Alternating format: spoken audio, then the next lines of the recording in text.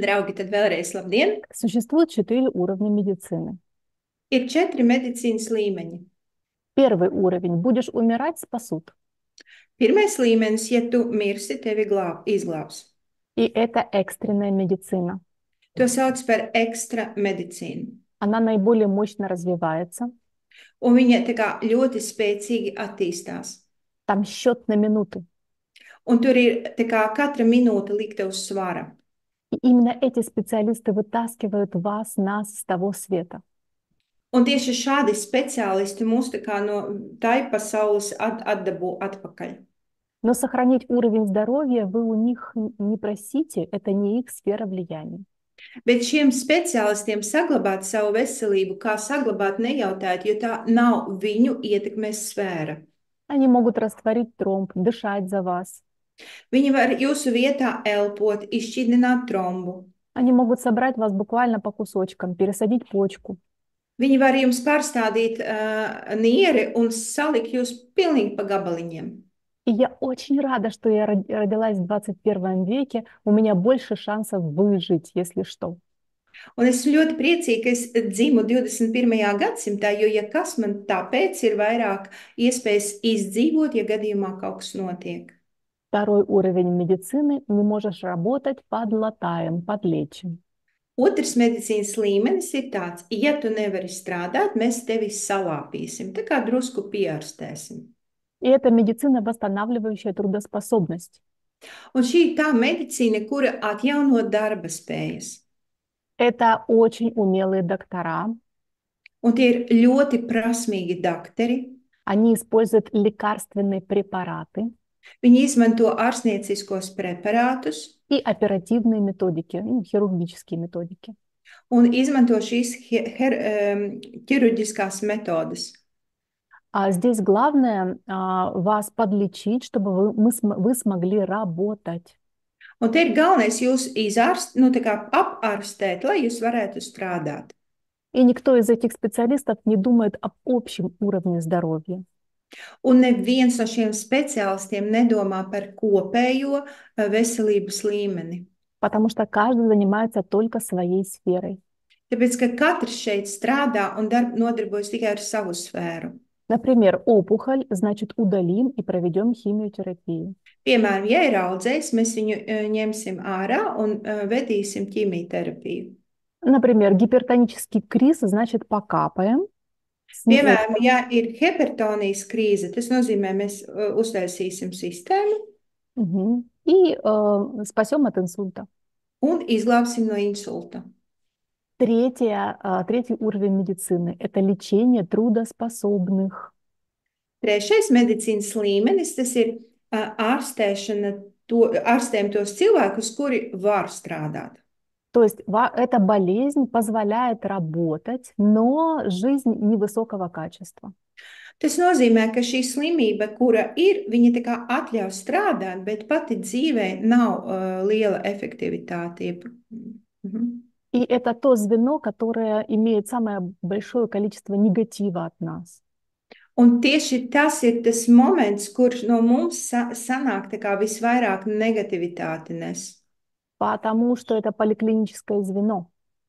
Tāpēc, ka tas viss ir poliklīnikas vieta.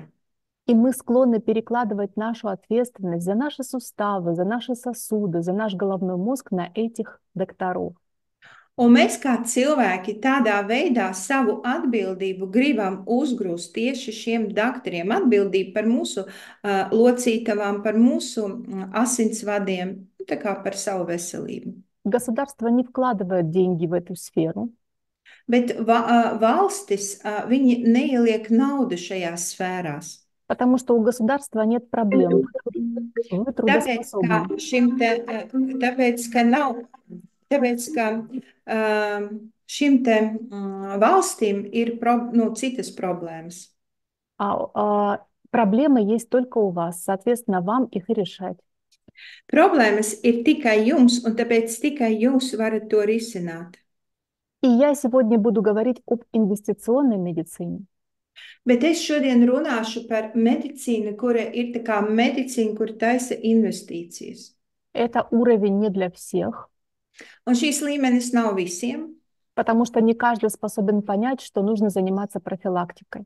tāpēc, ka ne katram ir spēja saprast, ka vajag izmantot profilaksi. Не каждый готов заниматься хрящами и суставами, когда еще не болит. Ne katrs gatavs nodarboties ar savām locītavām, jeb skripšļiem, tad, kad nekas nesāp.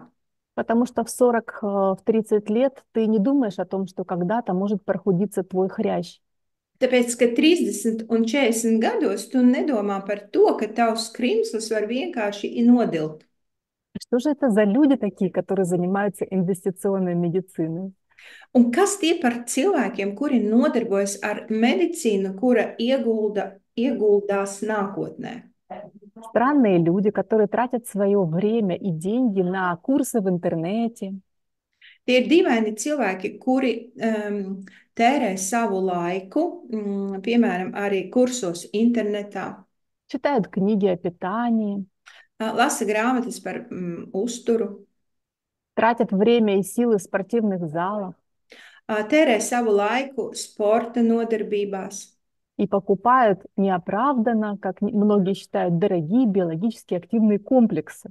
un pērk, kā citi uzskata, tā kā nepamatoti tērē naudu dārgiem bioaktīviem kompleksiem. Они едят кальций, магний, полезные микробы. Viņi ēd kalciju, magniju, vērtīgus mikrobus. И главное, ничего же не чувствуют такого особенного. Un pats galvenais, nu neko tādu šausmīgu viņi nejūt tajā brīdī. Все как было, так и есть. Viss ir tā, kā bija. Могу сказать о себе, что я такой человек. Un par sevi varu pateikt, ka es esmu šāds cilvēks. Я уже 20 лет занимаюсь питанием, нагрузкой и биологически активными комплексами. Jau 20 gadus es nodarbojos ar ēšanu, fizisko aktivitāti un bioloģiskiem kompleksiem.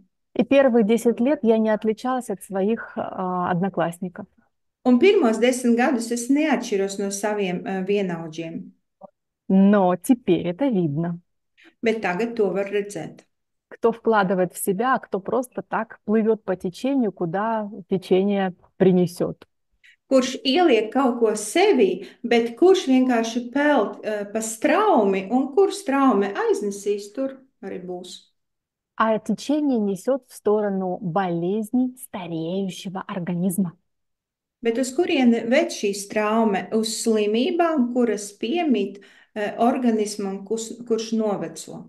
Остеопороз, Osteoporoze, метаболический синдром, metaboliskais sindroms, атеросклероз, ateroskleroze, злокачественное новообразование. visādi veidi audzēji, Ну, к болезням цивилизации еще дисбиоз, дисбактериоз относится. un vēl tur var pieminēt disbakteriozi. И если бы мне кто-то 15 лет назад сказал: Лена, ты будешь лечить все это, Un ja man kāds pateiktu 15 gadus atpakaļ, Jelena, tu to visu ārstēsi и реально будешь вынимать людей из старости, un reāli ņemsi cilvēkus ārā no vecuma, я сказала бы: вы ненормальные, это же неизлечимо. es teiktu, jūs esat nenormāli, tas taču nav ārstējums. Но, друзья, все возможно. Bet, draugi, viss ir iespējams. Смотрите, когда я начинала, не было такого понятия, как нутрициология и нутрициолог. Tad, kad es sāku strādāt, nebija tādas sapratnes kā nutricioloģija un nutriciologs. Но сейчас такое понятие есть. Bet tagad ir šāda sapratne. Нас классифицировали. Раньше мы просто разговаривали о правильном питании. Šobrīd mūs tā kā klasificē, jo agrāk skaitījās, ka mēs vienkārši runājam par pareizo ēšanu. Как я работаю? Kā strādāju es? Как я могу быть полезной вам? Kā es varu būt noderīga jums? 80% моих усилий – это коррекция питания и физической активности. 80% no manas tā kā aktivitātes tas ir ēšanu paradumu korekcija un pievēršana uzmanību fiziskai aktivitātei. Очень многие люди, наполняя свою тарелку, не понимают, что они делают. Ļoti daudz cilvēki, kuri liek sev priekšā šķīvi, viņi nesaprot, ko viņi dara. И расплачиваются либо большим весом, либо недостатком веса. Un ar šo nesaprašanu viņi it kā maksā vai nu ar lieko svaru. Я вижу, что многие из вас что-то записывают и фиксируют. Задайте себе вопрос на листике. Сколько белка в день я съедаю? Es redzu, ka daži no jums kaut ko pieraksta, ja piefiksē, un tāpēc es gribu, lai jūs uzdodat sev jautājumu un atbildiet uz to, cik olbaltumvielu dienā es apēdu. То, что самое прекрасное в нашем теле, это то, что состоит из белка. Tāpēc, ka pats brīnišķīgais, kas mums ir mūsu ķermenī, tas ir tas, kas ir veidots no olbaltumvielām. Это наши мышцы, кости, кожа. Tie ir mūsu muskuļi, mūsu kauli, mūsu āda. И если человек теряет то, что состоит из белка, он начинает состоять из жира. Un, ja cilvēks zaudē to, kas sastāv no olbaltumvielām, viņš sāk pats sastāvēt no taukiem. 1 грамм на каждый килограмм веса для женщин. Jāpēt 1 grams uz katru svara kilogramu sievietēm. 1,2 грамма на каждый килограмм веса для мужчин. Un 1,2 grami uz katru kilogramu svara vīrietim. И этого будет достаточно для того, чтобы поддерживать свою мышечную костную ткань. Un tas ir pietiekami, lai mēs varam uzturēt savu kaulu un muskuļu masu. Потому что старости нет. Tāpēc, ka vecuma nav. Это просто потеря мышц и костей. Tas ir vienkārši kaulu un muskuļu zudums. Вспомните самого пожилого человека, которого вы когда-либо видели. Mēģiniet atcerēties kādu cilvēku, kurš ir gados, kuru jūs esat redzējuši. Это кости, на которых висит дряблая кожа. Tie ir principā kauli, uz kuriem karājās tāda ļengana āda. Это скованная походка. Tas ir tā kā saspīlēts, sacietējusi gaita. И старческие движения. Un tādi vecišķās kustības. Надо против этого работать? Vai pret to ir jāstrādā? Точно надо. Tiešām vajag. Следующий вопрос, который нужно себе задать. Я в оптимальном весе или нет? Nākošais jautājums, ko jūs varat uzdot paši sev, vai mans svars ir optimāls vai nē? Очень многие, ну не многие, где-то 20% людей всю жизнь в одном и том же весе. 20% no cilvēkiem visu dzīvi atrodas vienā un tajā pašā svarā. Но размер одежды, которую они носят, поменялся. Bet apģērba izmērs, kuru viņi nesā, ir mainījies. Был 46-й, а стал 40, допустим, 50-й. Bija 46, bet tagad jau ir 50. Это потому, что мы полнеем, набираем жир с годами. Un tas ir tāpēc, ka ar gadiem mēs uzkrājam taukus. А жир, он объемный и легкий. Tauki, viņi ir ļoti apjomīgi un viegli. Поэтому больше размер одежды. Tāpēc apģērba izmērs paliek lielāks. А мышцы, они тяжелые и плотные. Muskuļi, viņi ir smagi un blīvi. Потеряете мышцы, даже не заметите, как это делали. Muskuļi zūd, un jūs pat nepamanāt, ka tas ir kā tas notiek. Поэтому наш идеал жира меньше, мышц больше. Tāpēc mūsu ideāls stāvoklis, kad ir vairāk muskuļi un mazāk tauki. Люди думают, ну, подумаешь, набрала 10 килограмм лишнего жира, и что тут?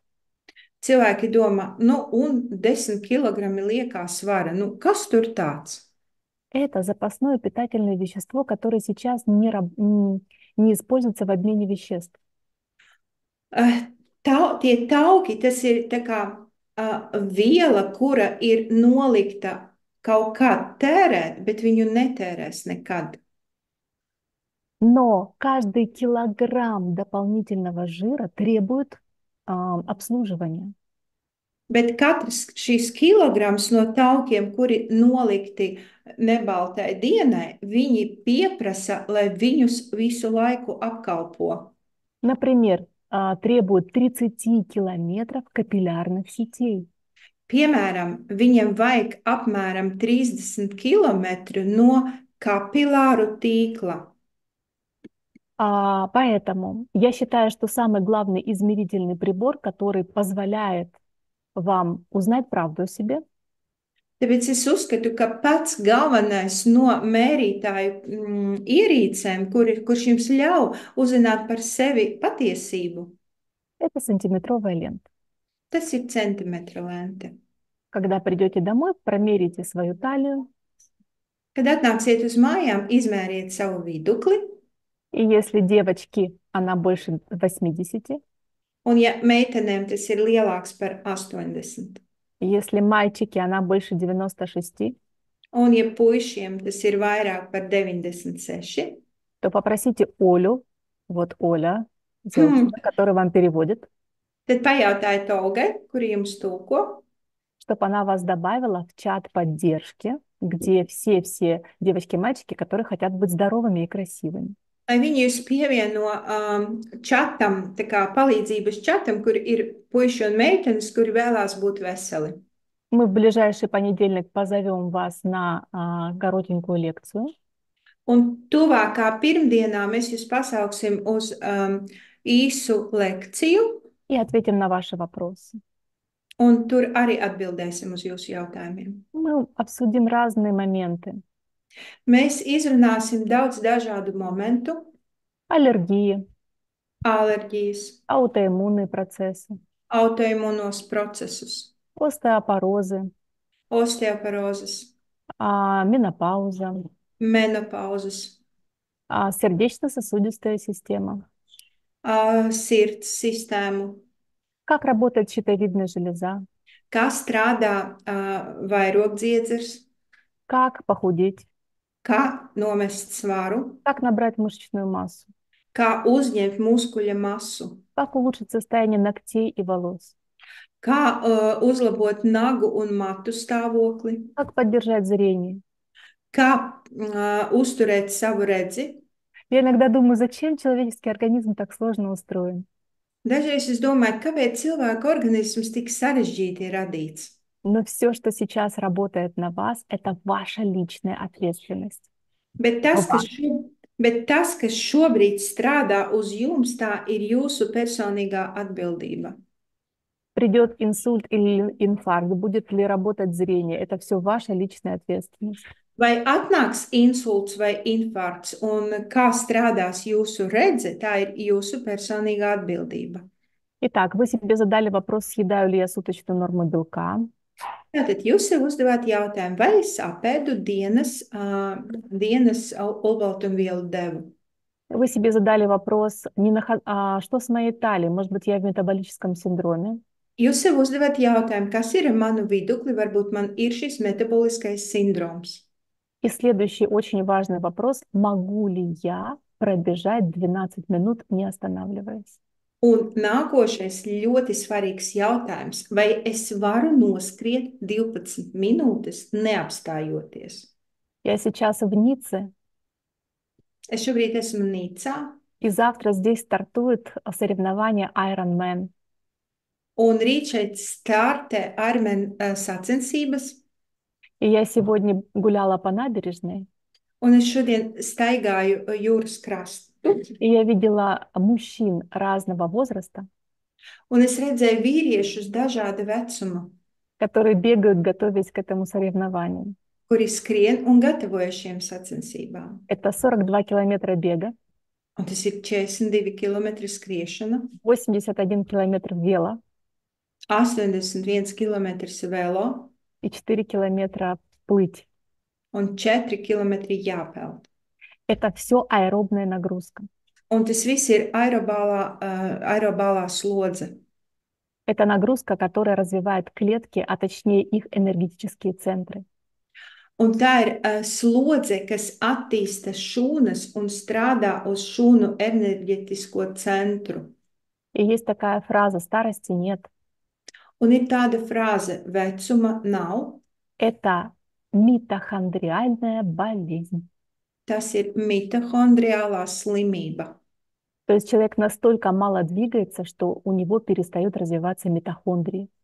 Cilvēks tik ļoti maz kustās, ka viņam pārstāj attīstīties mitohondrijas. А митохондрии– это энергетические центры клеток, Mitohondrijas tas ir šūnas enerģetiskais centrs, и это решение клетки жить или умереть. un tas ir šūnas izvēle, vai viņai mirt, vai viņai dzīvot. Принимают решение о болезни или смерти именно клетки. Pieņem lēmumu par dzīvību, vai dzīvot, vai mirt tieši šūnas. Поэтому человек мозгом помещает себя в комфортные условия, Un tāpēc cilvēks tā kā ar prātu sevi ieliek tādā komfortablā situācijā, jeb sajūtā. удобная мебель, лаунж-музыка. Ļoti labas mēbeles, skaisti skan fonā mūzika. Комфортная температура, Laba temperatūra telpas. а клетки ничего не получают. Šūna tajā laikā nesaņem neko. Вот так тихонечко подкрадывается старость и ее болезни. Un tieši tādā veidā klusiņtiņām atnāk vecums un vecuma slimības. Я не заставляю вас бегать 12 минут. Un es jums nelieku šobrīd skriet 12 minūtes. Но если вы не можете пробежать 12 минут, вы крайне дотренированы. Bet ja jūs nevarat noskriet šīs 12 minūtes, tad jūs esat ļoti nedatrenēti. И с этим что-то нужно делать. Un ar to kaut kas ir jādara. Следующий, смотрите, я как нутрициолог курирую вот эти вот основные вещи, которые я вам проговорила. Un es kā nutriciologs, es tā kā kurjeru visas šitās lietas, kas jums esmu izrunājusi. Это и есть моя образовательная деятельность для вас. Un tā ir mana darbība priekš jums, kad es mācu jūs, mācu cilvēkus. Но у меня на службе есть помощники. Bet man ir palīgi. Это нутрицептики и парафармацевтики. Tie ir nutriceptiki un parafarmaceptiki. Что такое нутрицептики? Kas ir nutriceptiki? Вот клеточка, она живет, работает, берет кислород и вашу пищу и сжигает их. Piemēram, šūniņa. Viņa dzīvo, viņa strādā, viņa paņem barību no jūsu ēdiena un to sadedzina. Кто помнит из курса школьного, сжигает в митохондриях в цикле Крепса. Ja kāds no jums vēl atcerās no skolas kursa, ka ko viņa dara? Viņa paņem un sadedzina uz mitohondrijiem Krepsa ciklā. И тогда клетка получает энергию на деятельность. Un tādā veidā šūna dabū šo enerģiju, dzīvotspējīgo энергию. Но вот эта простая реакция сжигания пищи в присутствии кислорода требует большого количества витаминов и минералов. Un tas viss notiek, kad tam visam ir skābeklis, bet, lai tas viss nodegtu, sadegtu, ir vajadzīgs ļoti daudz vitamīni un minerāļi. И вообще любая биохимическая реакция в нашем теле требует витаминов и минералов. Un jebkura mūsu bioķīmiskā reakcija mūsu ķermenī, viņa pieprasa šos vitamīnus un minerāļus. И я смотрю, как сейчас питаются современные дети, мне страшно. Un tagad, kad es redzu, kā šobrīd ēd mūsdienu bērni, man paliek baisi. Картошка фри, булки, пиццы и макароны не содержат витаминов и минералов.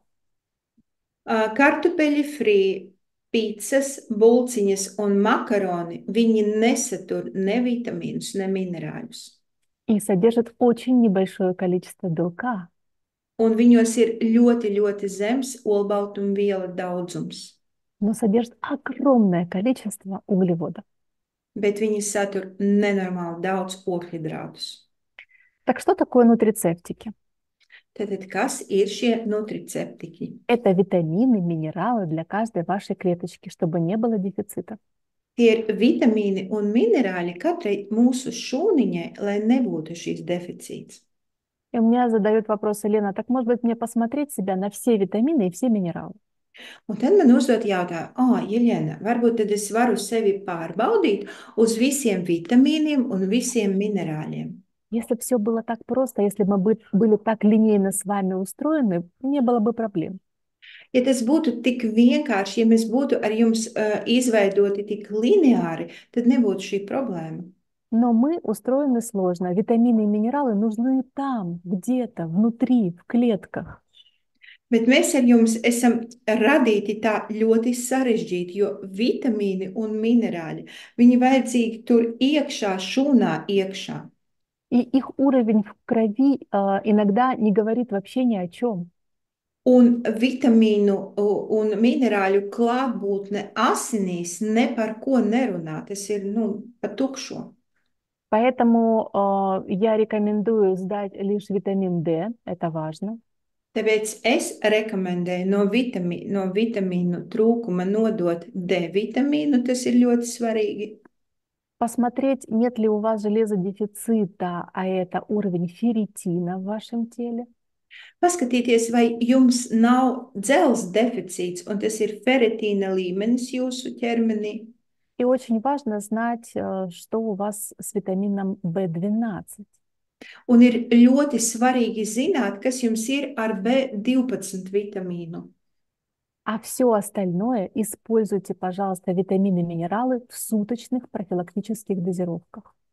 Bet, kas attiecās uz visu pārējo, izmantojot vitamīnus un minerāļos, kuri ir paredzami diennakts devas noteikumos. Когда я училась в медицинском университете, у меня была тема витамины и минералы. Kad es mācījos šajā medicīniskajā universitātē, man tieši bija tēma vitamīni un minerāļi. Так как нам подавали, это было очень нудно. Un Преподавали нудно. tā kā mūs mācīja, tas bija tā kā diezgan garlaicīgi mūs mācīja par to visu.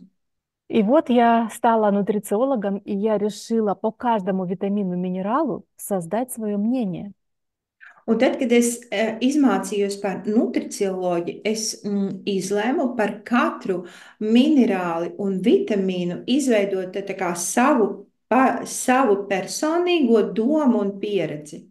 И моей целью было сформировать такой стиль питания, чтобы из обычной еды я брала все витамины и все минералы. Un mans mērķis bija tāds, lai no ikdienas savas ēšanas reizes, nevis reizes, bet visas dienas ēšanas, es varu saņemt visus vitamīnus paredzamos un visus minerāļus. Я сильно старалась. Es tiešām ļoti centos.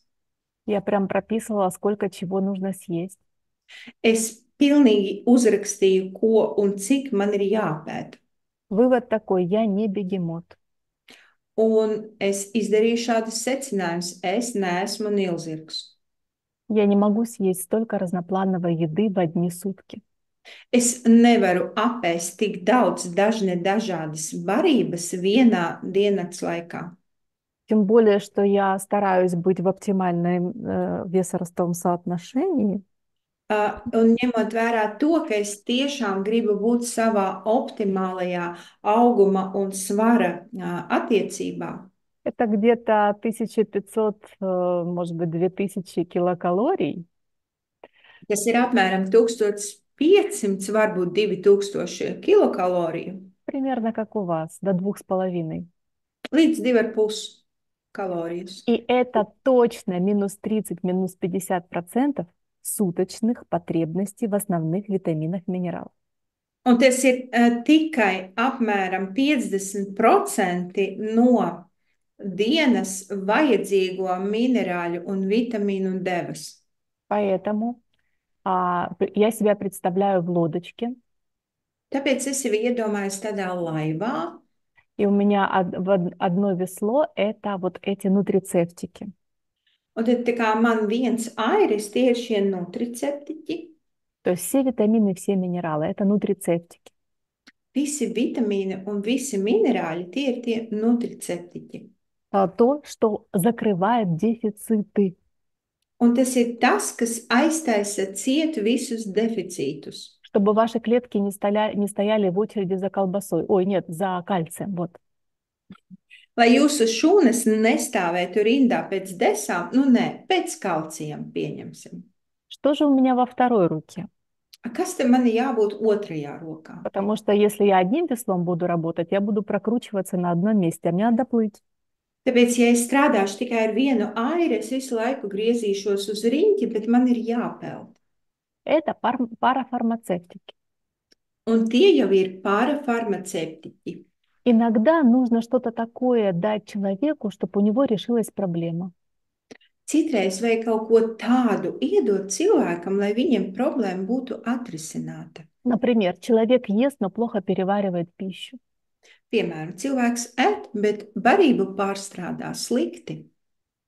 А если я ему дам пищеварительные ферменты, он начнет лучше переваривать. Un, ja es viņam iedošu šīs te barību šķeļošos fermentus, viņš sāks labāk pārstrādāt ēdienu.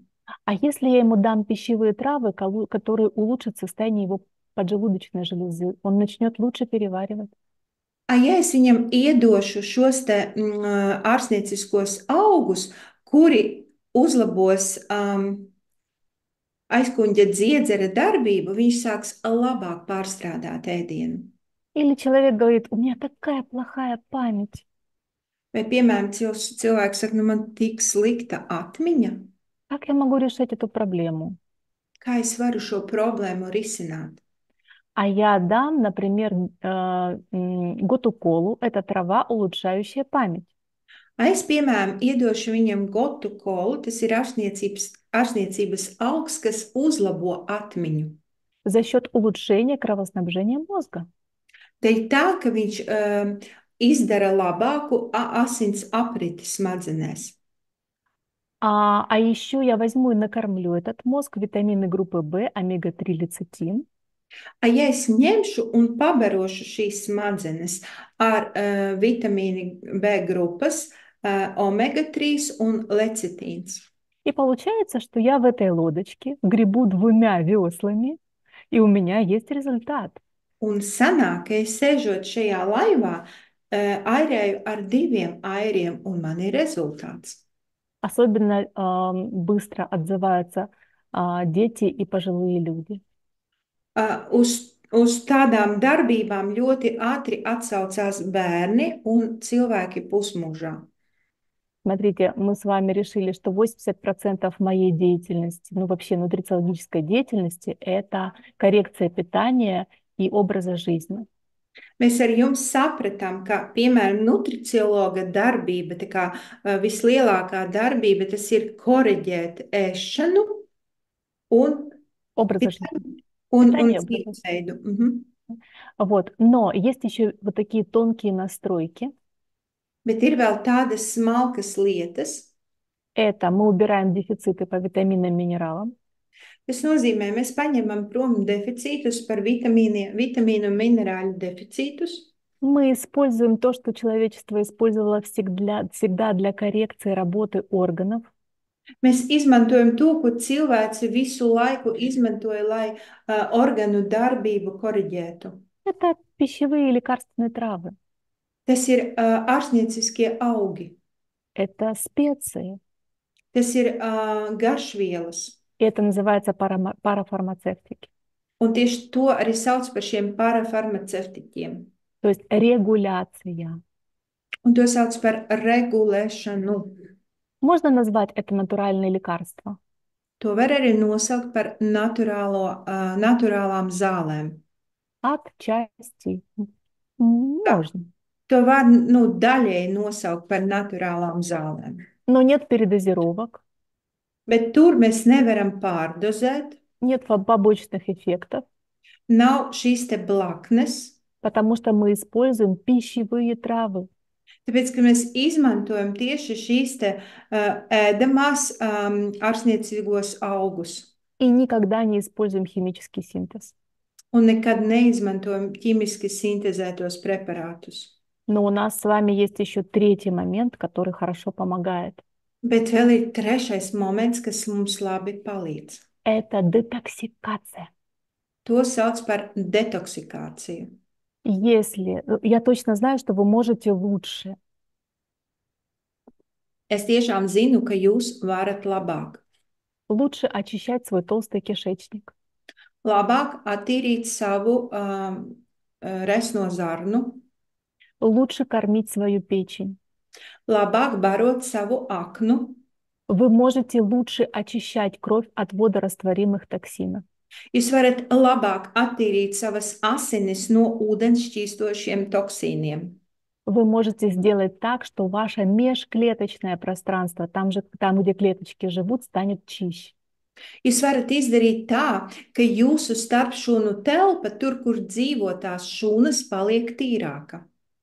И вот используя все эти 5 фактически инструментов, Un izmantojot visus šos 5 instrumentus, у меня получается чудо. man sanāk šis brīnums.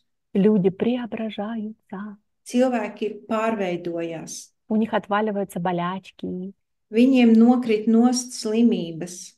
они молодеют. Viņi paliek jaunāki. И я этого не знаю, но я догадываюсь, что к ним просто не приходят болезни цивилизации. Es to nevaru simtprocentīgi zināt, bet es to varu nojaust, ka pie viņiem klāt neatnāk šīs civilizācijas slimības. Если бы кто-то спас вас от удара машиной, вы бы сказали, ты мой спаситель. Ja kāds jūs izglābtu no mašīnas trieciena, jūs noteikti teiktu, jūs esat mans glābējs. А если кто-то спасет вас от инсульта или инфаркта, так что тот не придет, это спасение? Ja kāds jūs izglābs no insulta, jeb infarkta, ka tas vienkārši pie jums neatnāks, vai šī arī ir glābšana? Так вот, только вы можете быть собственным спасителем. Tad šeit tikai jūs varat būt glābējs sev. Что я использую? Я использую вполне определенные инструменты. Un ko izmantoju es? Es izmantoju tiešām dažus instrumentus, Для того, чтобы добиваться результата. noteiktos instrumentus, lai saņemtu šo rezultātu. Я хочу показать, как я работаю на каком-нибудь примере. Es gribu parādīt, kā es strādāju uz kādu piemēru. Для этого я должна знать, кто из вас пытался стройнеть. Tāpēc es gribu zināt, kurš no jums mēģināja Хотел меньше, nomest svaru, paceliet rokas. хотел меньше весить, да, и вот прям несколько раз хотел меньше весить, второй раз меньше, ну, какие-то попытки.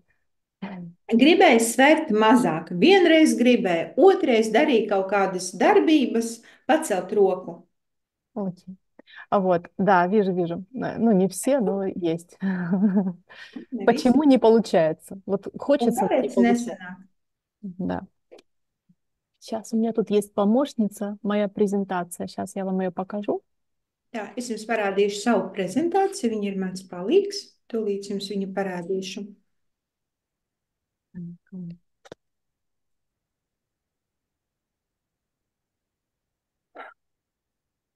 Видно? Vai jūs redzat? М. Когда я училась в институте, нас учили пирамиде питания. Tad, kad es mācījos augstskolā, mums mācīja barības, jeb ēšanas piramīdu. Эта пирамида питания принята во всем мире. Un šī ēšanas piramīda, viņa pieņemta visā pasaulē. Ее популяризирует Всемирная организация здравоохранения. Un viņu popularizē Vispasaules veselības organizācija. Когда кардиологи дают свои рекомендации, они их дают в соответствии с этой пирамидой питания. Un, kad kardioloģi dod savu rekomendāciju, viņi viņu dod saskaņā ar šo piramīdu. И всю жизнь, что я помню себя, я питалась по этой пирамиде питания. Un visu dzīvi, cik es sevi atceros, es ēdu tieši pēc šīs piramīdas. У меня 3 детей, Man ir 3 bērni, муж. vīrs, И через 10 лет после начала совместной жизни у мужа плюс 17 килограмм. un pēc 10 gadiem, kopš mēs ar viņu dzīvojam kopā, vīram plus 17 kilogrami. У меня плюс 4, Man plus 4. И двое детей у нас худеньких, одна девочка прям полненькая. Un divi bērniņi mums ir tādi tievulīši, a viena meitene, nu, pilnīgi tā kā ļoti, nu, tā kā liela. И я не тот человек, который позволил бы своей семье питаться неверно. Un es neesmu tas cilvēks, kurš atļautu savai ģimenei tā kā nepareizi ēst. Они у меня ели по этой пирамиде питания. Viņi man ēda pēc šīs ēšanas piramīdas. Обращаю ваше внимание, больше всего зерновых изделий и изделий из муки.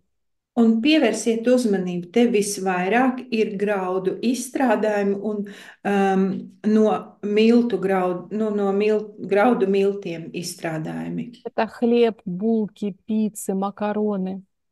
Maize, bulciņas, picas, makaroni. В них содержится белок, но в них очень много углеводов.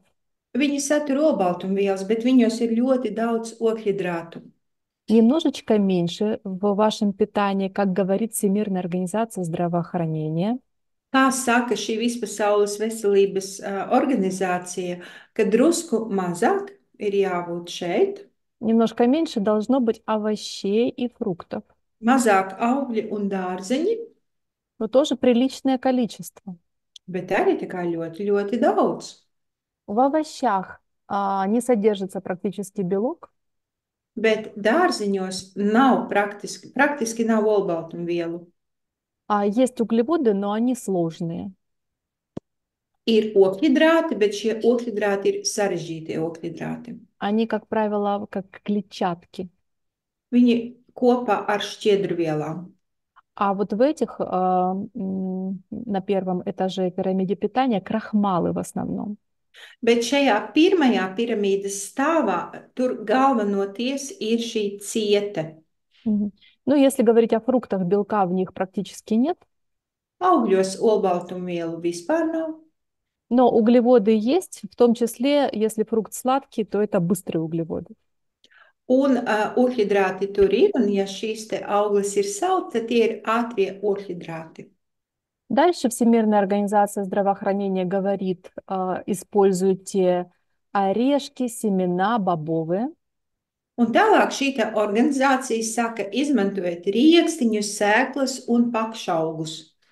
И на макушке пирамиды белок, содержащие вещи: мясо, рыба, птица.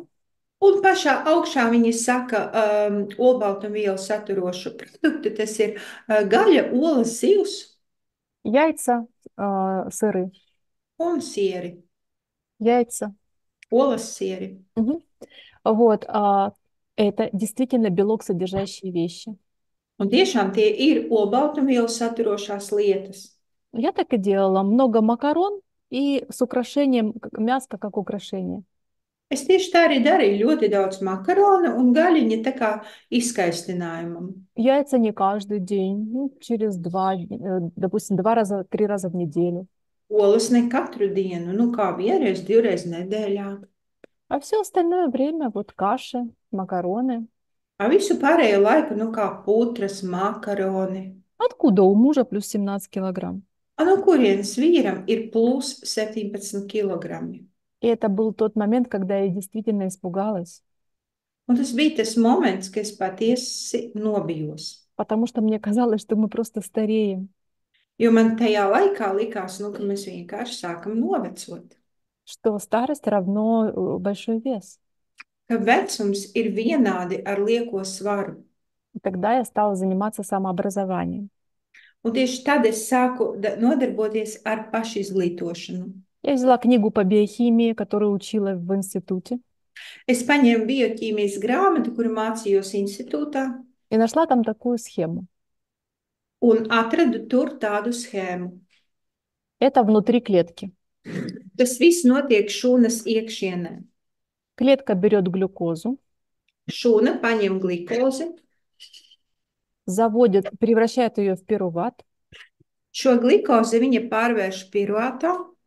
Пируват заходит в ту самую митохондрию, Piruvāts ieiet tajā pašā mitohondrijā, в которой этот пируват должен быть сожжен un šim piruvātam vajag būt sadedzinātam, с образованием энергии АТФ. lai viņš izveido šo te ATF enerģiju. Но если я клеткой сегодня не пользовалась, столько энергии не надо. Bet, ja šodien es ar šo šūnu nenodarbojos, viņai nevajag tik daudz enerģijas. Иначе клетка себя сама сожжет. Ей так много не нужно топить свой камин. Jo savādāk šūnai nevajag tik daudz kurināt savu kamīnu, jo viņa vienkārši pati sevi sadedzinās. Тогда вот этот, видите, цитрат возвращается в цитоплазму клетки. Tad šis citrāts, viņš atgriežas šūnas citoplazmā, И из него спокойно делают холестерин, от которого люди умирают. un no viņa mierīgi taisa holesterīnu, no kura cilvēki mirst. Или просто жир, от которого люди жиреют. Vai nu taisa vienkārši taukus, no kuriem cilvēki dabū lieko svaru. Я точно так же, как вы, посмотрела на эту схему Es tāpat kā jūs paskatījos uz šo schēmu и нашла два выхода, не так ли? un atradu divas izējas, vai te ne tā? Первый выход. Pirmā izēja – давай себе меньше глюкозы. - dot sev mazāk glikozes. Тогда клетка будет делать нормальное количество энергии. Jo tad šūna darīs normālu enerģijas daudzumu, nepietiekamo. Не будет лишнего цитрата, который будет превращаться в жиры. Un tur nebūs šīs liekais citrāts, kurš pārveidosies taukos. И второй выход, очевидный. Un ir Работай, otra acīm redzama izēja. работай клеткой, чтобы клетка требовала больше энергии. Strādā ar šo šūnu, lai šūna pieprasītu vairāk enerģijas. Тогда она сожжет любое количество твоей глюкозы. Tad viņa sadedzinās jebkādu tavas glukozes daudzumu. То есть первый вывод – поменяй питание в сторону уменьшения количества углеводов. Tad pirmām kārtām samaini savu ēdienkarti, lai būtu mazāk ogļhidrātu. И второй выход – больше двигайся. Un otrai izēja sāc vairāk kustēties. И сжигай эту энергию. Un dedzini šo enerģiju. И я думала, что у меня получится только через питание. Un es domāju, ka man sanāks tikai caur ēdienu. Я взяла, друзья, и отрезала вот эту вот нижнюю ступень. Отрезала. Нет ее у меня, нету. Es paņēmu un nogriezu nost šo te apakšējo pakāpienu. Manā dzīvē viņš neeksistē. Я ем овощи, я ем фрукты, я ем некоторые каши, мясо, рыба, птица. Es ēdu augļus, es ēdu dārziņus, es ēdu dažus putrus un zivis, gaļu, putnus. Но я совершенно не ем ничего, что состоит из муки. Bet es neēdu neko, kas ir no miltiem. Я исключила крахмалы. Es paņemu prom visas cietes. Кто забыл, что такое крахмал? Это глюкозинка, глюкозинка, глюкозинка, глюкозинка. Kurš ir aizmirsis, kas ir cieti? Tas ir glikozīte, glikozīte, glikozīte, glikozīte. Как бусы, состоящие из глюкозы. Tas ir tā kā krelles, kuras sastāv no šīm glukoziņām. Вот она, это глюкоза. Re, kur šī ir tā glukoza. И у меня получилось. Un man viss sanāca. Я за 2 недели Es стала, pat стала в объем своего 25-летия и вес своего 25-летия. Es pa 2 nedēļām iegāju savu 25 gadu vecuma gan apjomu, gan svaru. Потому что я набрала всего лишь 4 килограмма лишнего веса. Jo man bija tikai 4 kilogrami no liekas svara. Муж на меня смотрел. Vīrs uz manīm skatījās. Он стал питаться так же, как я, Un viņš saka, ēst tāpat kā es, но ему это не помогало, bet viņam tas nepalīdzēja. потому что у него было 17 килограмм лишнего веса. Tāpēc, ka viņam bija 17 kilogrami no liekas svara. Запишите на листике, сколько у вас лишних килограмм веса. Uzrakstiet uz lapiņas, cik jums ir šie liekie kilogrami. По сравнению с весом вашего 25-летия. Salīdzinot ar to svaru, cik jūs sverat 25 gadu vecumā. Если вы думаете, что мне не нравятся полненькие, мне нравятся полненькие. Un, ja jūs domājat, ka man nepatīk, nu, tādi apaļīgi cilvēki, nē, man patīk apaļīgi cilvēki. Просто со временем, после 40, лишний вес дает болезнь. Bet tikai ar laiku, it sevišķi pēc 40 gadiem, liekais svars dod slimības. Представьте себе, что ам, мы с вами клеточки, которые живем рядом. Iedomājieties, ka mēs ar jums esam šūnas, kas dzīvo viens otrai blakus. У нас целая улица таких клеточек, как Un дома. mums ir tā kā pilnīgs ceļa malas ar tādām tā kā mājām no šīm šūnām. И вот вы клеточка, вы живете в однокомнатной квартире, студии. Un jūs esat šūniņi, jūs dzīvojat viena istabas dzīvoklī, nu, studijas tipa dzīvoklī, Вот. Но у нас с вами мир интересный, у нас солнца нет. bet mums ar jums tā pasaule ir interesanta, nav saules. И единственный источник тепла и света у нас камин, камин. Un vienīgā mums ir gaismas un siltuma vienīgais avots, tas ir kamīns. И в этот камин можно бросить дрова, и они будут гореть. Un šajā kamīnā var iemest malku, un viņa degs. Эти дрова называются глюкоза. Un šo malku sauc par glikozi. Глюкоза горит, и в комнате тепло и светло. Glikoze deg, istabā ir skaisti, silti un gaiši. Просыпаетесь вы утром от того, что холодно и темно. A no rīta jūs pēkšņi pamostaties, kad ir tumšs un ir augsti. Потому что хозяйка, верхнее сознание, целую ночь ничего не ела. Tāpēc kā saimniece, nu, augstākais saprāts, viņa neko pa nakti nēda. И вся глюкоза уже сожглась. Un visa glukoze jau ir sadedzināta. Вы становитесь босой ногой на очень холодный пол. Un jūs ar savu baso kājiņu uzkāpjat ļoti augstai grīdai virsū. И быстренько бежите к этому камину, потому что он почти потух. Un ļoti ātri skrienat pie tā kamīna, jo viņš gandrīz izdesis. И ищете, где же эта глюкоза, чтобы ее бросить в камин. Un meklējat, nu, kur ir tā glikoze, lai viņu iemest šajā kamīnā. Нет запасной. Nav.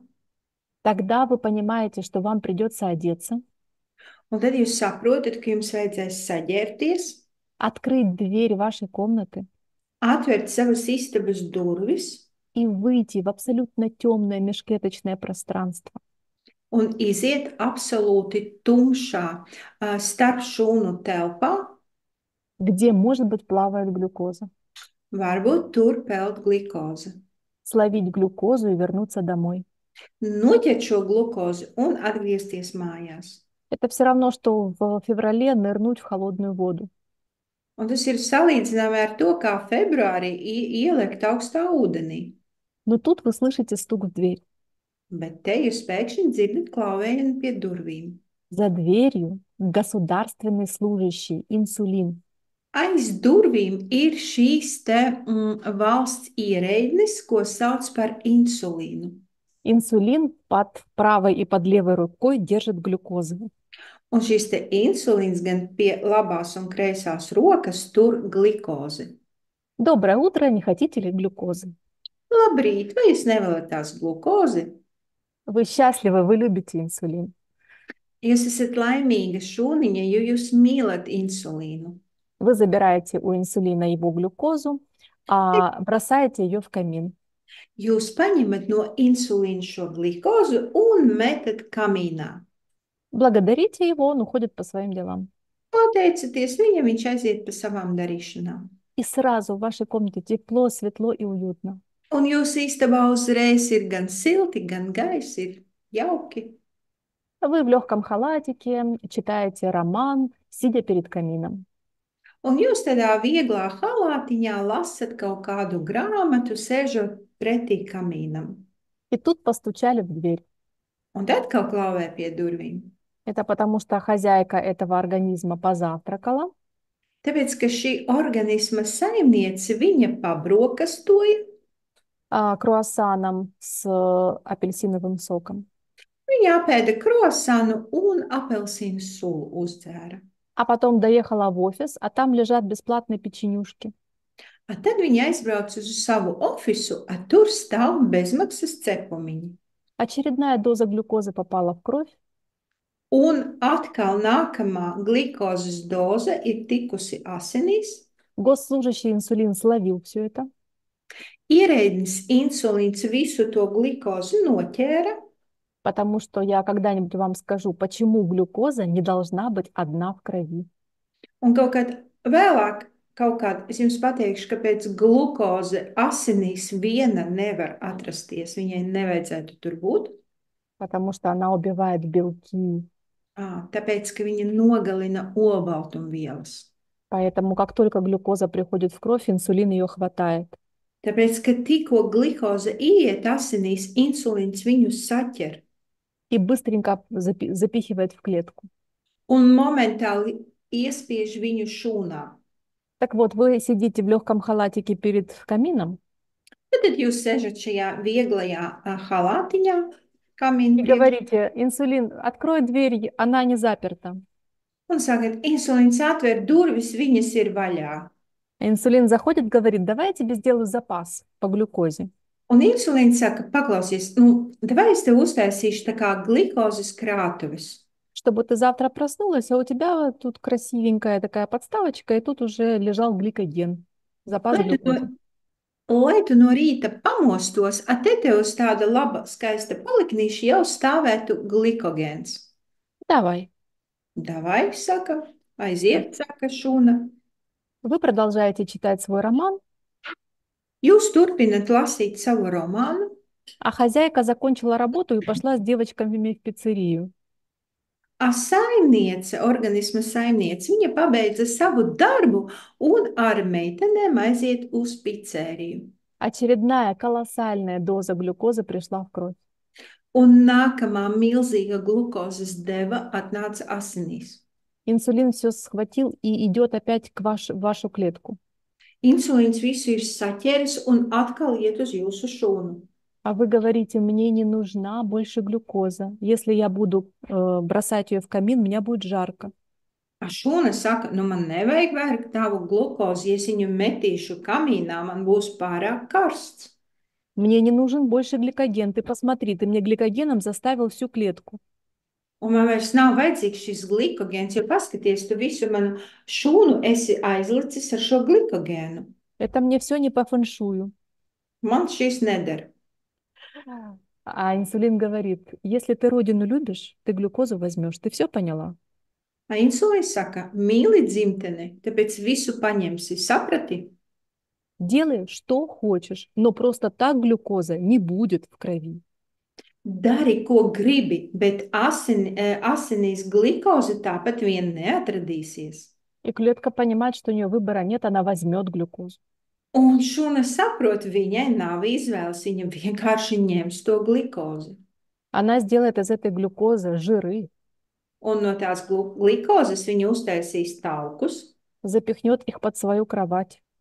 aizsums sev zem gultas, И когда столько жиров будет в клетке, что ходить будет негде, un tad, kad tajā šūnā būs tik daudz tauku, ka vairs nebūs vietas, kur staigāt, тогда клетка подумает, tad šūna padomās.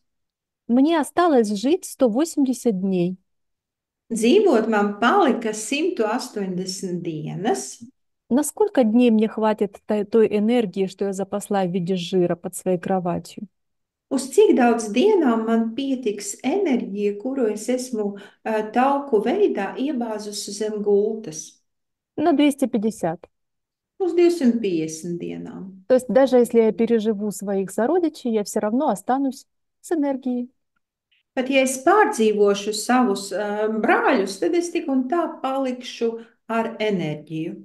Это все равно, что если бы вы сейчас получили $1 000 000, Tas ir tieši tāpat, ja jūs tagad saņemtu $1 000 000, вы бы перестали ходить на работу за зарплату 1000-2000 евро. jūs pārstātu staigāt uz darbu, kur jums maksā 1000 eiro Вы бы algu. понимали, что вам хватит до конца ваших дней. Jūs saprastu, ka jums pietiks līdz mūža beigām. И тогда клетка делает интересную вещь. Un tad šūna dara interesantu lietu. Она заколачивает входную дверь. Viņa aizsit ciet ieejas durvis. Она никогда не пустит инсулин Viņa nekad neielaidīs insulīnu, и никогда не пустит глюкозу. nekad neielaidīs glikozi. На самом деле это выглядит немножко иначе. Patiesībā tas izskatās drusku savādāk nekā Вот, zīmē. вот это вот канал для глюкозы, который клетка прячет под мембрану. Un šis ir glikozes kanāls, kuru šūna apslēp zem membrānas. И вот это уже катастрофа. Un tā jau ir katastrofa. Называется инсулинорезистентность. To sauc par insulīna rezistenci. Инсулин продолжает давить на клетки, Insulīns viņš turpina spiest uz šūnām, раздражать рецепторы, viņš tos receptorus kairina, но клетка не откликается. bet šūna nedod atļauju, viņa neatsaucās. Но инсулин заставляет расти ткани и клетки, размножаться их. Bet insulīns viņš liek augt audiem un šūnām, liek šūnām dalīties. Поэтому развивается атеросклероз, обрастание сосудов холестерином. Un tad sāk veidoties šīs te ateroskleroze, kad asinsvadi apaug ar holesterīnu. Потом инсульт, инфаркт. Un pēc tam ir insults vai infarkts. Инсулин заставляет расти мышцы и волокна внутри кровеносных сосудов. Insulīns viņš liek augt tā kā muskuļiem un audiem tieši asinsvadu iekšienē. Это приводит к росту артериального давления. Un tas paceļ arteriālo spiedienu. Инсулин заставляет расти ткани и может вызвать злокачественную опухоль. Insulīns liek augt audiem, un tas var izveidoties ļaundabīgie audzēji. Инсулин стимулирует меланоциты, вызывая вот такие вот изменения на коже. Insulīns stimulē melanocītus un izsauc tādus tumšas strīpus uz ādas. То есть там, где раньше была цепочка, появляется вот такая грязная кожа. Tur, kur agrāk bija ķēdītas vieta, tur parādās tā kā netīra āda. Возникают папилломы, кератомы. Sākās papilomas, keratomas. Пяточки вот так трескаются. Sāk šādi plēsāt papēži. Печень обрастает жиром. Akna apaug ar taukiem. Это инсулинорезистентность. Un to sauc par insulīna rezistenci. Ее как бы не видно. Un viņu ar acīm nevar redzēt. It kā nevar redzēt. Но вы можете посмотреть уровень инсулина натощак вашей крови. Bet jūs varat paskatīties insulīna līmeni pirms ēšanas, kas ir jūsu asins analīzē. Зачем я вас так напугала? Kāpēc es jūs tik ļoti sabiedēju? Потому что инсулинорезистентность это еще обратимо. Tāpēc, ka insulīna rezistence, tas ir atgriezeniskais process. После нее идет сахарный диабет, который необратим. Jo pēc viņa nāk cukura diabets, kurš tā kā nav atgriezenisks. Мы начали с вами говорить, почему людям сложно похудеть. Un mēs ar jums sākam runāt, kāpēc tad cilvēkiem ir grūti nomest, jeb zaudēt svaru. У меня тоже была, я тоже думаю, может быть, просто один день в неделю не есть. Jo es, piemēram, man bija tāda doma, varbūt vienkārši vienu reizi dienā, nedēļā neēst. Да, можно, конечно, но тогда вы потеряете мышечную массу. Jā, protams, to var darīt, bet tad jūs zaudēsiet šo muskuļa masu. Чем меньше у вас мышечной массы, Un ja jums mazāk ir šī muskuļa masa, тем меньше вы тратите энергии. tad vairāk jūs patērējat, jo mazāk jūs patērējat enerģiju. Чем меньше вы тратите энергии, тем Bet, меньше вы должны давать глюкозы. bet jo jūs mazāk tērējat enerģiju, jo mazāk jums ir jādod glikoze. Но ваши разгрузочные дни не учат вас правильно питаться. Bet jūsu atslodzes dienas neiemāca jūs ēst pareizi. Вы питаетесь точно так же крахмалами Jūs tāpatās ēdat šos te cietas 6 дней в неделю, 6 dienas nedēļā. а 1 раз в неделю ничего не даете, теряя мышечную массу. Un vienreiz nedēļā neko nedodiet, jo zaudējat muskuļu masu. Поэтому, если вы сильно хотите голодать, Tāpēc, ja jūs ļoti gribat būt badā, я разрешаю badoties, es jums to atļauju. с соблюдением суточной нормы белка, Bet pie norunas, ja jūs izmantojat šīs dienas olbaltumvielas devu всех витаминов и всех минералов. ar visiem vitamīniem un ar visiem minerāļiem. Ну, пожалуйста, остальное можете не давать. Un tad lūdzu, un citu nedodiet. Кому нельзя голодать вообще? Un kam nevar vispār badoties, tā kā vispār? Именно тем, которые хотят голодать, потому что есть лишний вес. Tieši tiem, kuri grib badoties tieši dēļ tā, ka viņiem ir liekais svars. Это люди с нарушением углеводного обмена. Tas ir cilvēkiem, kuri ir ogļhidrātu apgrozījums ir cietis. Это люди, у которых инсулинорезистентность или сахарный диабет. Tiem, kuriem insulīna rezistence, jeb cukura diabets. Потому что, друзья, в том самом цикле Крепса, где делается энергия, Tāpēc, ka, mīļie draugi, tajā pašā Krepsa ciklā, kur veidojas šī te ATF enerģija, могут сжигаться углеводы и белки и жиры. tur var būt sadedzināti gan olbaltumvielas, gan ogļhidrāti, gan tauki. И тот человек, который хочет получить результат, сжигая свои жиры, Bet tas cilvēks, kurš grib saņemt rezultātu, dedzinot savus taukus, он думает, что когда он не ест, жиры сжигаются. viņš domā, ka tad, kad viņš neēd, droši vien tauki arī dedzinās. Но это не так. Bet tas tā nav. Сжигаются и белки вашего тела, и жиры вашего тела. Dedzinās gan olbaltumvielas, gan tauki jūsu ķermenī. Более того, запускается гормон под названием кортизол. Un jo vairāk tiek palaists brīvībā hormons, ko sauc par kortizolu, Это стрессовый гормон, un tas ir stresa hormons, который говорит, у нас закончилась еда. kurš sauc, mums beidzās pārtika. И разбор ваших мышц ускоряется. Un jūsu muskuļu tā kā bojā eja, jeb nocelšana nost, viņa pātrinās. Я видела женщин, которые худели на голоде. Es redzēju sievietes, kuras ir badojoties rezultātā zaudēja svaru. Сначала садится на стул она, а потом ее кожа. Sākumā uz krēsla apsēdās viņa, un pēc tam viņas āda. Потому что, друзья, мы не хотим меньше весить иногда, мы хотим лучше выглядеть.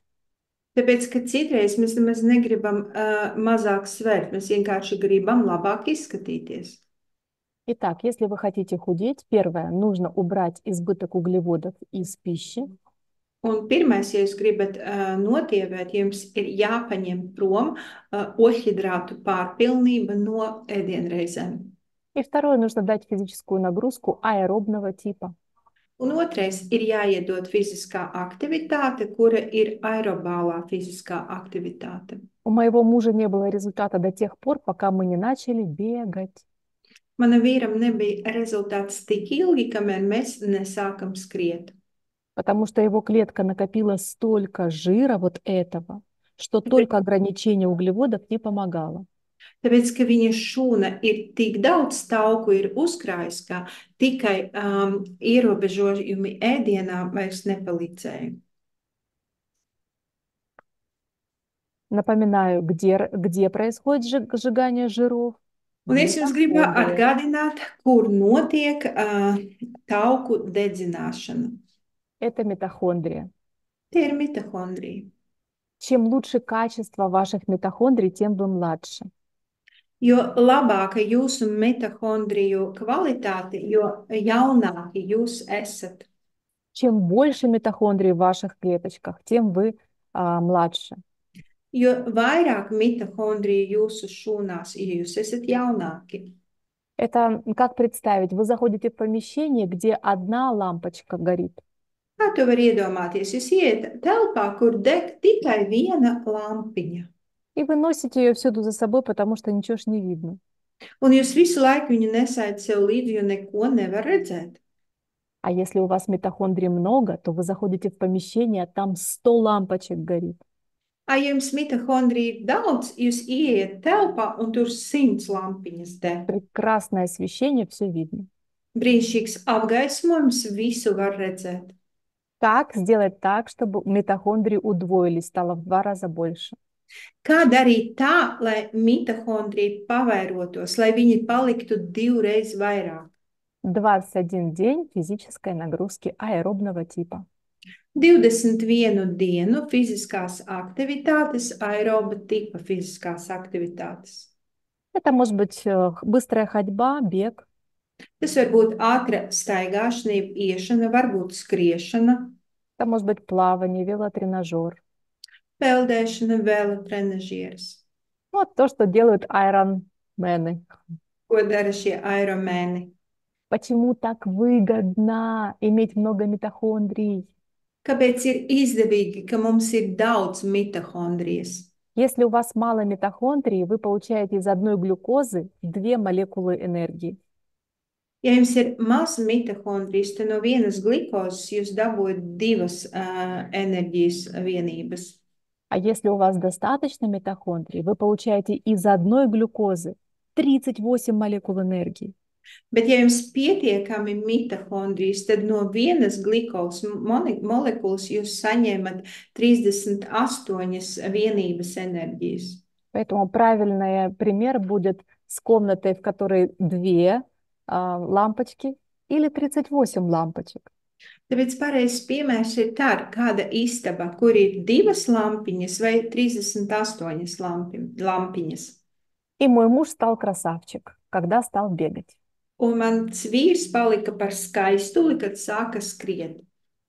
Мы бегаем уже 10 лет, Mēs skrienam jau 10 gadus, каждое утро. katru rītu. Но я заметила, что я хочу еще красивого движения. Un es ievēroju, ka es pati vēlos vēl tādu skaistu kustību. Его можно получить с помощью йоги, цигун. Un viņi var dabūt ar visādām fiziskām aktivitātēm, Но можно и с помощью танцев. bet var dabūt arī ar dejām. Поэтому, если в вашем городе есть танцевальная школа, сальса, бачата, например, используйте это. Это эмоции. Tāpēc, ja jūsu pilsētā ir deju studijas, kur var dejot, izmantojiet to, jo tas ir arī pozitīvas emocijas. И это двигательное хобби. Un tas ir hobijs, kurš dod šo kustību, kustīgais hobijs. У меня много студентов, они занимаются у меня в курсе, который называется «Старости нет». Man ir daudz studenti, kuri darbojas man kursā, vecuma nav. И я могу вам просто показать их фотографии, как меняются люди. Lai es jums varu parādīt vienkārši viņu bildes, kā cilvēki mainās. Вот был 40 размер одежды, стал 36. Посмотрите, как это по-разному. Re, kur bija 40. apģērba izmērs un palika par 36. Un paskatieties, cik ļoti tas atšķirās. Всего лишь минус 8 килограмм, минус 6, нет, 4, 6, да, минус 6 килограмм. Tur aizgāja tikai 6 kilogrami, bet paskatieties Нет, atšķirību. неправильно посчитала, 6 плюс 7. Nepareizi. 13 килограмм здесь, да? Угу. 13 kilogrami. Вот, иногда вы поменяли питание, добавили физическую нагрузку, а результата нет. Citreiz ir tā, ka jūs pieliekat fizisko aktivitāti, ielikāt ēdienreizi, izmainat, bet nav rezultātu. Что мешает? Kas tam visam traucē? Щитовидная железа. To traucē vairogdziedzeres. Поэтому мы будем использовать витамины. Tāpēc mēs izmantosim vitamīnus. Мы будем использовать бурую водоросль. Mēs izmantosim brūnaļģi. Мгм. Для того, чтобы накормить щитовидную железу и чтобы она помогала вам. Lai pabarotu šo vairogu dziedzeri, lai tas jums palīdzētu. Иногда мешает менопауза, Citreiz traucē menopauze, потому что когда женщина входит в менопаузу, сразу плюс 10% от веса. tad, kad sieviete iet menopauzē, uzreiz ir plus 10 kg no svara. 10% от веса. 10% no svara. Ага, не килограмм. Вот. И это все жиром. Un tas viss ir ar taukiem. Так надо помочь женщине плавно войти в менопаузу. Tad vajag palīdzēt sievietei tā kā maigi ieiet menopauzē. И это тоже задача нутрициологии. Un to arī dara nutriciologs. Ну и задача вывести человека из инсулинорезистентности. Un, protams, uzdevums izvest cilvēku no insulīna rezistences. Попросить клетку опять принимать глюкозу. Paprasīt šūnu, lai viņa atkal spēj pieņemt glikozi. Это все наши с вами задачи. Un tas ir mūsu uzdevums. От человека требуется терпение, Un cilvēkam šeit vajadzīga pacietība. потому что мы не можем голодать, манипулировать, отбирать у вас что-либо.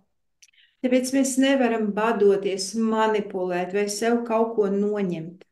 Не можем убиваться на тренировках. Mēs nevaram tā kā mirt nost treniņos. То есть победа любой ценой это победа не навсегда. Uzvara, kuru mēs gribam sasniegt ar jebkādu cenu, šī nav uzvara uz mūžību. Но мы должны быть с вами всегда сытые, довольные, ухоженные. Bet mums ar jums vienmēr jābūt paēdušiem, laimīgiem, apmierinātiem. У вас должно быть ощущение, что с каждым годом тело улучшается и развивается. Ir jābūt tādai sajūtai, ka ar katru gadu ķermenis viņš paliek labāks, viņš attīstās.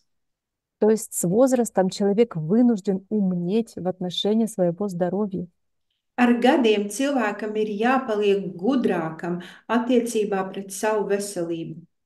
Я вам напоминаю, что вы Бог для своих клеток.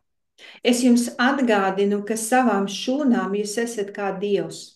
Только вы можете дать или не дать кальций, Tikai jūs varat iedot vai neiedot kalciju, дать или не дать витамин С. iedot vai neiedot C vitamīnu. Как часто вы поднимали голову к небу и говорили: Боже, за что? Cik bieži jūs paceļat galvu pret debesīm un sakat, Dievs, par ko? Почему мне опять не хватает денег или любви, Боже? Kāpēc man atkal trūkst naudas vai mīlestības, Dievs? Вы делаете то же самое со своими клетками, Tieši to pašu jūs darat ar savām šūnām. потому что вы божественное сознание для них. Tāpēc, ka priekš savām šūnām jūs esat šī dievišķa apziņa. Так будьте добрым Богом. Tad esiet labs Dievs. Я не понимаю людей, которые сегодня не съели поливитаминный продукт. Es nesaprotu šos cilvēkus, kurš šodien nav apēduši polivitamīnu produktu. Я не понимаю людей, которые сегодня не дали себе омегу-3. Es nesaprotu šos cilvēkus, kuri šodien sev nav iedevuši omegu-3. Я не понимаю, как можно пропить антибиотики и потом полгода не восстанавливать микрофлору. Es nevaru saprast, kā var dzert antibiotikas un pēc tam pusgadu neatjaunot mikrofloru. Это плохой Бог. Tas ir slikts Dievs. Для того, чтобы создать комфорт в доме, нужно терпение и деньги.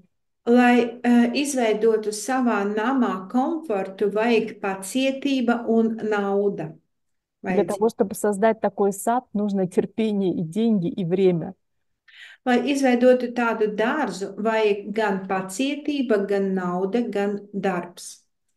Для того, чтобы вырастить ребеночка, нужно много терпения и любви. Lai izaudzinātu bērniņu, vajag ļoti daudz pacietības un mīlestības. Для того, чтобы построить отношения, нужно терпение и любовь. Lai izveidotu attiecības, arī vajag mīlestību un pacietību. Для того, чтобы создать бизнес, нужно иметь много ума и терпения. Un, lai uztaisītu biznesu, arī vajag daudz prāta un pacietības. Для того, чтобы создать красивое тело, нужно тоже иметь и ум, и терпение, и любовь. Un, lai uztaisītu sev veselīgu, skaistu ķermeni, vajag atkal gan prātu, gan mīlestību, gan pacietību И немножко денег. un drusku naudas. Ну, тут дальше результаты. Un te tālākie rezultāti. Я девочек этих всех люблю, всех помню. Es mīlu visas šīs meitenes un visu viņus atceros. Но вот смотрите, здесь было 70 килограмм, стало 63. Это огромная разница. Un rekur te bija 70 kg un palika 63. Milzīga atšķirība. Эта девочка пережила злокачественную опухоль. Šī meitene ir pārdzīvojusi ļaundabīgu audzēju. На этой фотографии ей 35, Te viņai ir 35 gadi, а на этой ей 50. šeit viņai ir 50 gadi. Есть старость. Vai tas vecums ir? Это вот то, что она пишет. Ko viņa raksta? Минус 6 килограмм. Кожа, Mīnu. да, да. Кожа сияет вопреки химиотерапии. Потянулся овал лица, ушли боли в шейном отделе позвоночника. Mīnus 6 kg, kad es sāku sevi barot. Mīnus 6 kg, āda ir tā kā palika labāka, neskatoties, ka es eju ķīmijterapiju, arī sejas ovāls palika labāk un aizgāja sāpes kakla zonā. Она пишет, мне 50 лет, была онкология третьей стадии с метастазами. Man ir 50 gadi, bija trešās stādijas onkoloģija ar metastāzēm. Она пишет, что не принимает сейчас никакие препараты. Un šobrīd nedzera nekādus preparātus. Говорит, что люди сейчас смотрят на меня и говорят, что я справки с диагнозом купила в переходе. Un cilvēki uz maniem tagad skatās un saka, ka es savas zīmes ar diagnozēm esmu nopirkusi tā kā pazemes pārējā. А доктор хочет писать диссертацию. Bet viņas doktors grib rakstīt disertāciju par viņas. Просто девочка сильно испугалась, сильно захотела жить. Jo šī meitene ļoti nobijās un ļoti sagribēja dzīvot. Так, Татьяна Крылова. Nākošā Ну, видите, meitene. тут живот. Вроде бы худая девочка, просто живот. Un te redziet, it kā tieva meitene, bet viņai milzīgs vēders. Вот этот живот — это viscerальный жир, надо убирать. Un šīs vēders, tas ir viscerālie tauki. Viscerālie tie ir iekšējie tauki, un viņus vajag ņemt ārā. Tauki Так. uz orgāniem. Проходила она, говорит, мимо детской площадки, а дети что видят, то и поют. Viņa saka, es gāju garām bērnu laukumiņam, bērni ir tādi, ko redz, to arī dzied. Говорят, ой, смотри, бабушка пошла. Viņa teica, skaties, vecmāmiņa aizgāja. А сегодня, говорит, я шла мимо той же самой площадки, и меня назвали тетенькой. Šodien es gāju turpat blakus tai pašai bērnam, tam pašam laukumiņam, un man šodien nosauca par tantiņu. Вот. Да, вот, кстати говоря, так выглядит саркопения, потеря мышечной массы. Помните, я вам говорила? Вот это Un, саркопения.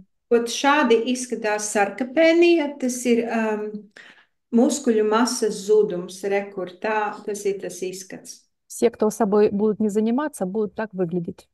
Un visi, kuri nenodarbosies ar sevi, viņi izskatīsies šādi. Этой женщине примерно 80 лет. Un šai sieviete ir apmēram 80 gadi. А этой женщине 82 года. Šai sieviete 82 gadi. Это знаменитая Эрнестин Шепард. Tā ir ļoti populāra Ernestīna Šeparda. Это самый возрастной в мире бодибилдер. Tas ir vislielāko vecumu sasniedzis bodybuilders. Начала в 54 года. Un sāka nodarboties 54 gados. Показала всем, что саркопения — это потому, что ты лентяй. Pierādīja visiem, ka sarkopēnija, tas ir tāpēc, ka tu esi slings. Мужчинам легче достичь такого результата, чем женщинам. Vīriešiem vieglāk sasniegt tādu rezultātu nekā sievietēm. Личики, результаты по личикам. Un te ir pēc sejām rezultāti. Ну, видно, да? Вроде бы девочка молоденькая, как меняется лицо. It kā jauna meitene, bet kā mainās seja. Это она же. Ну, это, друзья, здесь должен быть просто ваш результат и все. Un vienkārši mani draugi ir, kur šeit ir jābūt jūsu rezultātam, un tas ir viss. Что делаем? Tāpēc, ko mēs darām? Выходите на связь с Ольгой, пусть она вас добавит в чат. Izejiet čatā, izejiet sakaros ar Olgu, lai viņi jūs pieliek čatā. Мы передадим вам все наработки нутрициологии. Un es jums nododu visas nutricioloģijas izstrādnes. Мы познакомим вас с моим любимым. У меня есть партнер. Партнер, производитель биологически активных комплексов высоченного уровня. Un man ir Высоченного. partneris, kurš ražo bioloģiski aktīvas vitamīnus un minerālus ļoti augstas kvalitātes. Работает 53 года. Strādā 53 gadus. Зарегистрировал свои биологически активные комплексы в 50 странах мира. Pieregistrēja savus bioloģiski aktīvos kompleksus 52 pasaules valstīs. Это Nature Sunshine Product. В любом случае, вы взрослые люди. Citiem vārdiem sakot, jūs visi esat pieaugušie cilvēki. Тогда я должна вам сказать, на что нужно обращать внимание при поиске помощника. Tad es jums gribu pateikt, kam vajag pievērst uzmanību, ja jūs meklējat sev šo palīgu. Витамины должны быть все натуральные. Visiem vitamīniem ir jābūt naturāliem. Делайте акцент на продукты, которые делают много вещей в вашем организме. Dariet, tā kā lieciet akcentu uz tiem produktiem, kuri jūsu organismā dara daudz lietas. Например, содержит все витамины и минералы. Piemēram, satur visus vitamīnus un minerāļus. Содержит добавленные антиоксиданты. Satur pievienotos antioksidantus. Является пребиотиком. Ir prebiotiķi. И, например, содержит еще ферменты для улучшения переваривания пищи. Un plus vēl satur fermentus, lai pārstrādātu barību. Чтобы не было такого, что вы набираете себе целую горсть каких-то таблеток, каких-то капсул.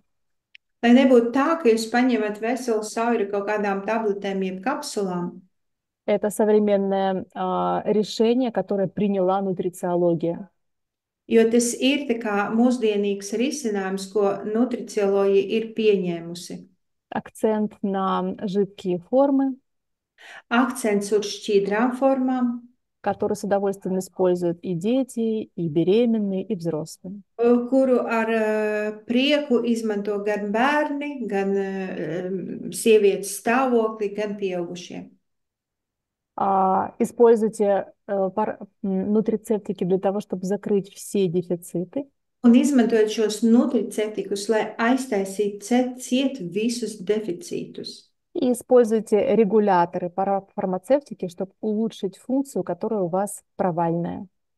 Un izmantojot parafarmacevtikus, lai uzlabotu šo funkciju, kura jums ir, tā kā, ir ar caurumiem. Потому что если не заниматься профилактикой, jo, ja mēs nenodarbojamies ar profilaksi, придется заниматься лечением. Nāksies nodarboties ar ārstēšanu. Там без химического синтеза не обойтись. Bet tur mēs netiksim galā bez ķīmiskās sintēzes. Парацетамол не содержится в продуктах растительного происхождения. Paracetamols nav dabīgo augu, viņš nav dabīgs, jā. Вот. Готова ответить на вопрос. Un tagad esmu gatava atbildēt uz jautājumiem. Спасибо большое, Елена. Да, действительно, очень важные информации для здоровья. Спасибо большое. Теперь вопросы, да? Давайте. Если у вас есть вопрос, просьба подойти, потому что микрофон от компьютера, да? Не будете такой микрофон. Просто подойдите сюда. Во-первых, у кого есть вопросы? Вы уже свои вопросы придумали? Один. У кого еще вопросы? Пожалуйста, давайте мы видим сразу руки, у кого вопросы, чтобы мы сразу позвали. Еще будут вопросы, кроме вас, Алексей? Нет вопросов? У Дайниса есть вопрос. Дайнис, вопрос второй. Хорошо. У кого еще вопрос? Хорошо, начинаем с пастором Алексеем. Пожалуйста. Спасибо за лекцию. Я хотел спросить, может быть, вы могли бы посоветовать какие-то книги или информацию для дальнейшего изучения этой темы, самообразования, скажем так. Спасибо, классный вопрос. Будет с Paldies, ļoti переводом? labs jautājums. Un jautājums bija par to, kādas grāmatas jūs varētu ieteikt, lai šo jautājumu rakt dziļāk. Константин Монастырский. Константин Монастырский написал прекрасную книгу «Нарушение углеводного обмена». Uzrakstīja brīnišķīgo grāmatu ogļhidrātu apmaiņas Нарушение углеводного обмена. Traucējumi. Очень конкретно, очень просто, и ничего лучше я не читала. Ļoti konkrēti, ļoti vienkārši un neko labāku neesmu lasījusi. Еще меня потрясла книга «Нестареющий мозг». Vēl mani ļoti satrieca grāmata, tā kā smadzenes, kuras nenoveco. Так, автор «Нестареющего мозга». Сейчас сразу. Pateikšu jums uzreiz autoru. Мне нужно вспомнить. Ну, просто даже по поиску «Нестареющий мозг». Bet ieliekot meklētājā nenovecojušās smadzenes. Понимаете, в чем дело? Я поняла, что по вот этой методике, что я вам описала, хорошо уходит высокое давление. Ko es jums izstāstīju, pēc šīs metodiķis ļoti labi aiziet augsts spiediens, paaugstināts spiediens. Останавливается потеря мышц. Apstājās muskuļu zudums. Останавливается потеря костной массы. Apstājās kaulu masas zudums. Человек избегает диабета. Cilvēks neaiziet līdz diabetam. И злокачественных опухолей. Un līdz audzējiem. Чего мы еще боимся? No kā mēs vēl baidamies? Мы боимся стать идиотами к старости. Mēs baidamies kļūt par plānprātīgiem uz vecumu. Мы боимся старческого слабоумия, не так ли? Mēs baidamies no vecuma dienu šīs smadzeņu traucējumiem. И я не думала, что такой подход к здоровью Un es nedomāju, ka ir tāda pieeja pie veselības. Может дать результат для профилактики болезни Альцгеймера. Var iedot rezultātus Alzheimera slimības profilaksē. И тут я читаю книгу «Нестареющий мозг». Un te es lasu šo grāmatu smadzenes, kuras nenoveco. Я понимаю, что мы работаем абсолютно идентично. Un es saprotu, ka mēs strādājam pilnīgi identiski. Просто ко мне не приходят люди с Альцгеймером. Jo vienkārši pie manis neatnāk šie cilvēki ar Alzheimeru. Поэтому, друзья, это очень важно. Почитайте, пожалуйста. Tāpēc tas ir ļoti svarīgi, draugi. Tiešām izlasiet, lūdzu. Дейл Бредесон. Спасибо. Да, Брегесен. И еще одна книга, которую нужно обязательно посмотреть. Un vēl viena grāmata, kuru obligāti ir jāpaskatās. Ваше тело просит воды. Jūsu ķermenis prasa ūdeni. Это Батман Хелидж Ферудун. Batmans Heličs Feruduns. Иранец по происхождению. Viņš ir no Irānas pēc savas izcelsmes. У него совершенно интересная судьба. Viņam tāda ļoti interesants liktenis. Он был единственным доктором в иранской тюрьме. Un viņš bija vienīgais doktors Irānu cietumā. Тоже заключенный. Arī bija ieslodzītais. И, ясное дело, у него не было ни лекарственных препаратов, как помогать людям, не было возможности. Un viņiem nebija šie ārstnieciskie preparāti, un viņiem nebija iespēja kā palīdzēt cilvēkiem. Но был доступ к чистой воде. Bet viņiem bija pieeja pie tīra ūdens. И он увидел, как просто питье чистой воды помогает людям. Un viņš ieraudzīja, ka vienkārši tīra ūdens dzeršana palīdz cilvēkiem. И он потом весь остаток жизни посвятил изучению воды. Un visu savu dzīves atlikumu viņš veltīja tam, lai pētītu ūdeni. И эта книга интересно построена. Un šī grāmata interesanti izveidota. 1/3 книги говорит о том, как вода работает в теле. 1/3 grāmatas stāsta par to, kā ūdens strādā ķermenī. Еще 1/3 книги результаты.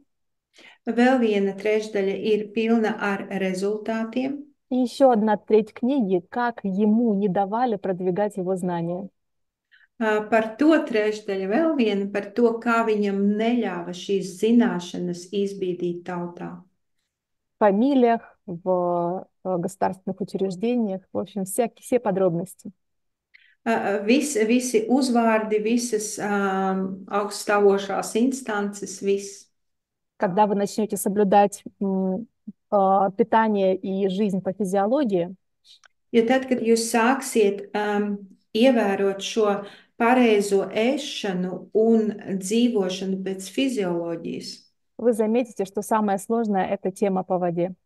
jūs ieraudzīsiet, ka visgrūtākā tēma, tas ir tēma par ūdeni. Это очень важно. Bet tas ir ļoti svarīgi. Так, что еще? Vēl kādi jautājumi? Ну, давайте пока. Ну, есть еще, Спасибо большое. еще знаете, кто есть? Доктор Уоллок. Vēl ir Volaks, doktors Volaks. Это его не книга, а лекция. Turpat nav grāmata, bet lekcija. Называется «Умершие доктора не лгут». Viņi saucās Mirušie doktori nemelo. А после этой книги у вас не останется сомнения, что каждый день нужно давать себе витамины и минералы.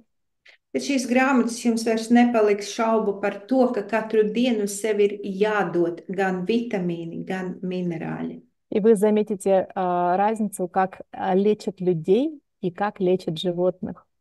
Un jūs ieraudzīsiet atšķirību, kā ārstēt cilvēkus un kā ārstēt dzīvniekus. Когда болеет животное, его кормят минералами и витаминами дополнительно.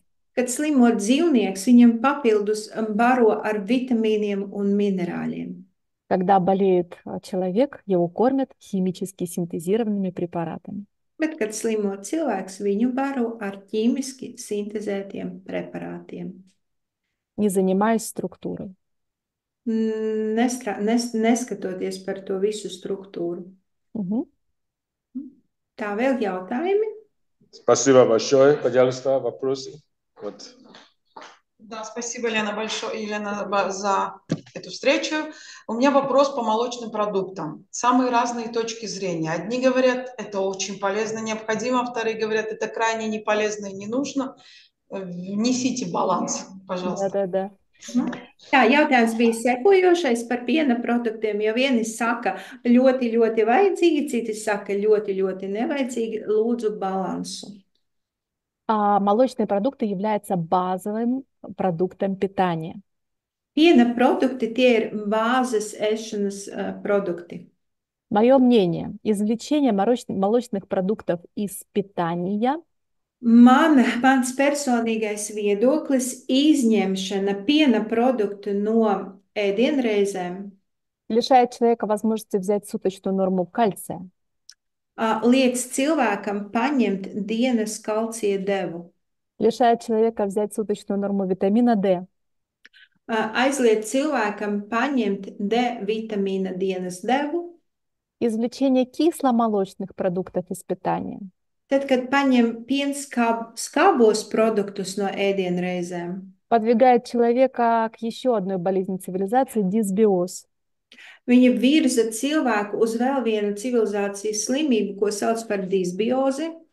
То есть вот эта вот антимолочная пропаганда Citiem vārdiem sakot, šī antipiena propaganda приведет нас через лет 15 к aizvedīs mums apmēram pēc 15 gadiem pie остеопорозу, который будет приходить раньше, osteoporozei, kura atnāks daudz ātrāk, и дисбактериозу, который уже у всех, почти 95% населения с дисбактериозом. un pie disbakteriozes, kuri jau tagad ir 90% no cilvēku iedzīvotājiem ir. Но есть категория людей, которые не должны использовать молоко и кисломолочные продукты. Bet ir cilvēku kategorija, kuriem nevajadzētu un nedrīkst izmantot šos piena produktus. Первое– это аллергия на молочный белок. Pirmais, tā ir alerģija uz piena olbaltumvielām. И второе– это люди, которые не имеют фермента, лактаза, который расщепляет молочный сахар. Un tie ir cilvēki, kuriem nav ferments tāds kā laktāze, kura šķeļ piena fermentus. Где-то 10% людей или меньше в популяции не могут расщеплять молочный сахар. Un kaut kur 10% no cilvēku populācijas, kuri nespēj šķelt piena cukuru. У остальных есть гены, которые кодируют этот фермент. Citiem ir gēni, kuri kodē šo fermentu. Но бывает так, что в детстве нормально переносил молоко, а потом что-то произошло. Bet citreiz var būt tā, ka bērnībā ļoti labi panesa pienu, bet kaut kas pēc tam ir noticis. Это развивается лактазная недостаточность. Un to sauc par laktāzes nepietiekamību. Это бывает не у всех. Un tas nav visiem, Это контролируется генами. un to kontrolē gēni. Как вы можете понять, если у вас относительная лактазная недостаточность? Un kā jūs varat saprast, ka jums tāda nosacīta laktāzes nepietiekamība? Надо выпить стакан воды и посмотреть, молока и посмотреть, что будет. Vajag izdzert glāzi piena un paskatīties, kas notiks. Если начнется понос, значит пить молоко вам не надо. Ja jums sākās caurēji, tas nozīmē, ka dzert pienu jums nevajadzētu. Если понос не начался, а по анализам у вас должна быть лактозная недостаточность, значит лгут анализы. Bet ja jūs izdarat glāzi pienu un caurējums nesākās, bet analīzes uzrāda, ka jums ir šīs laktozes nepanesamība, tad tas nozīmē tikai vienu – analīzes melo. Тогда вы делаете себе кисломолочный продукт самостоятельно Un дома tad jūs varat sev veidot šo pienskābes produktu paši. и выпиваете стакан вот этой простокваши домашней. Un izdzerat glāzi no šīs te rūgušpiena. И смотрите, если поноса нет, значит простоквашу вам можно. Un, ja nav caurējis, tas nozīmē, ka kaut to pašu jums vajag dzert, jūs varat dzert šo skāpienu produktu. Вы получите качественный молочный белок, Un jūs saņemsiet tā kā kvalitatīvu piena olbaltumvielu, качественный молочный жир, kvalitatīvu piena taukus kvalitatīvus, кальций. kalciju. И в кисломолочном продукте мало лактозы, потому что она съедена бактериями. Un skābā piena produktā ir maz laktozes, jo viņi jau apēda šīs te baktērijas.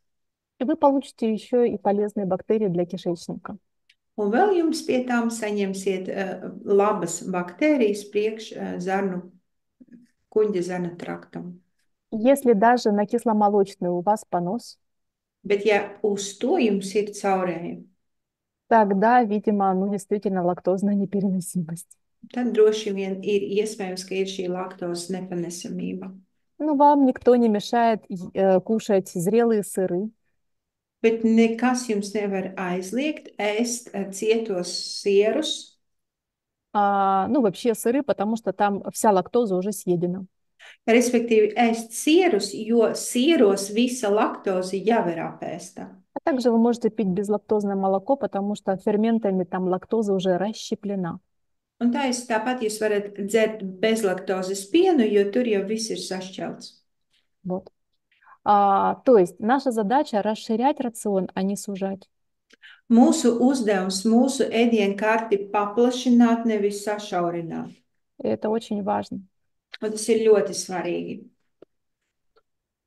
Кстати, у кого есть лактозная недостаточность, Starp citu, kuram ir šī laktozes nepanesamība, вы заметили, что мороженое вы спокойно едите. jūs ievērojat, ka saldējumu jūs ēdat brīvi. Потому что если к молоку добавить сахар, Tāpēc, ka ja pie piena pieliek cukuru, расщепление лактозы все-таки происходит. tad notiek šīs te laktozes sašķelšana. И я просто замечу, Разве мороженое можно? Вот на стакан молока понос, а на мороженое ничего. Замечали же? jūs taču pamanījāt, ka uz piena glāzi nekas ir caurēja, a uz saldējumu nekas. Jūs taču to pamanījāt. Но это разговор о натуральном молоке, я замечу от себя. Хорошо. Спасибо большое. Вопрос Дайнис, да? Или у кого еще там вопрос? Наверное, вопросы все появились. Задавайте вопросы. Можно получить много ответов, хороший ответ. Kā pareizi atjaunoties pēc izdegšanas? Kā psiholoģiskās izdegsmes. Psiholoģiskās izdegsmes man slikti palikās. Как правильно восстановиться после психологического выгорания? Я не психолог, друзья.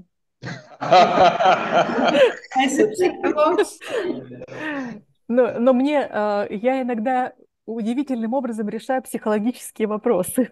Bet ļoti bieži es atrisinu psiholoģiskās problēmas. Моя задача поместить тело в благоприятные условия. Mans uzdevums ielikt ķermeni labdabīgos apstākļos. Для этого я прошу человека засыпать в одно и то же время, просыпаться в одно и то же время. Un tāpēc es lūdzu cilvēkiem iet gulēt un mosties vienā un tajā pašā laikā. То есть я восстанавливаю биологические ритмы ему. Es atjaunoju viņam šos bioloģiskos ritmus. Я прошу его есть в одно и то же время. Es lūdzu viņam ēst vienā un tajā pašā laikā.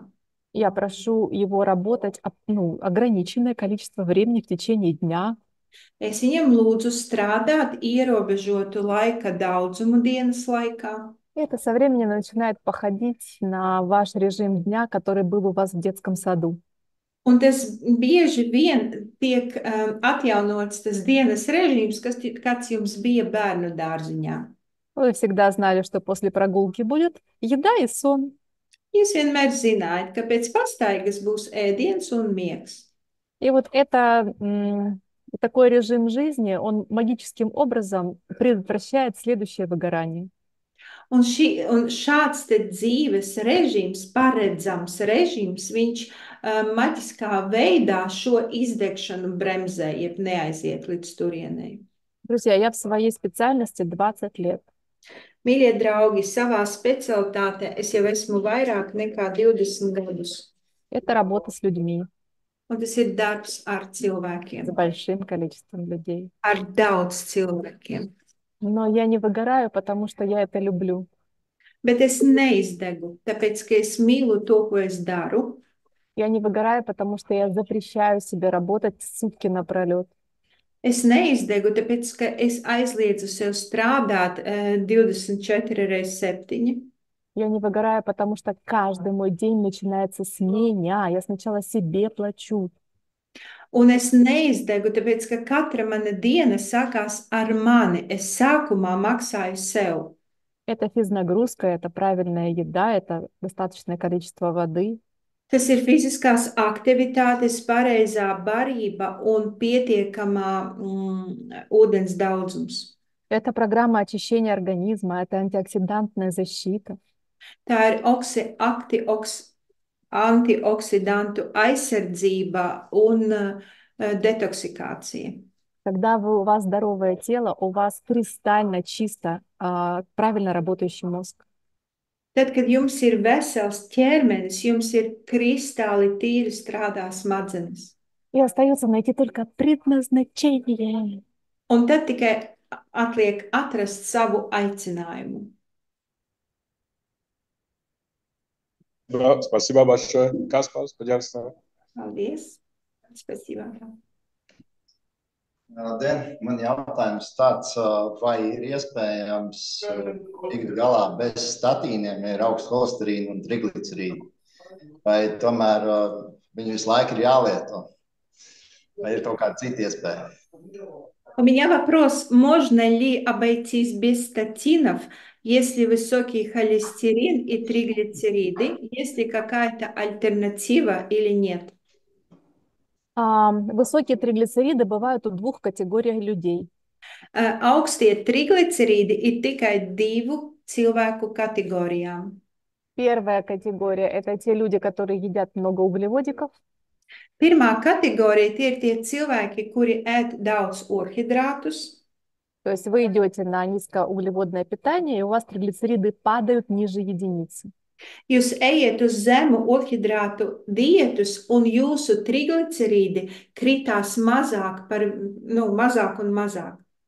И вторая категория – это люди, которые мало двигаются.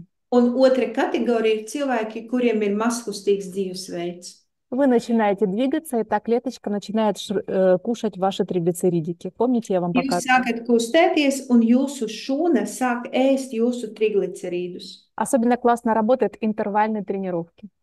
Ļoti labi strādā intervālie treniņi.